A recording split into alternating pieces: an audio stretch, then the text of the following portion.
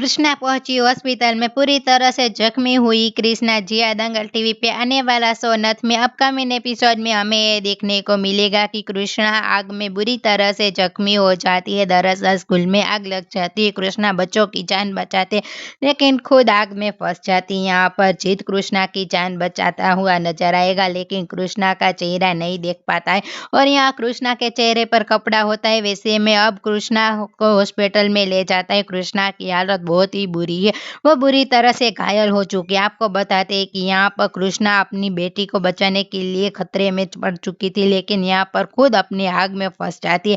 लेकिन खुद वो फंस तो जाती है, लेकिन यहाँ पर ये देखना इंटरेस्टिंग और धमाकेदार होने वाले है, क्या जीत और कृष्णा का हो जाएगा मिलन वेल। जो भी होगा उसकी अपडेट हम आपको देते रहेंगे। फिलहाल के लिए तो इतना ही, और ऐसी ही अपडेट देखने के लिए हमारी चैनल सुपर फास्ट न्यूज को सब्सक्राइब करें। Thank you.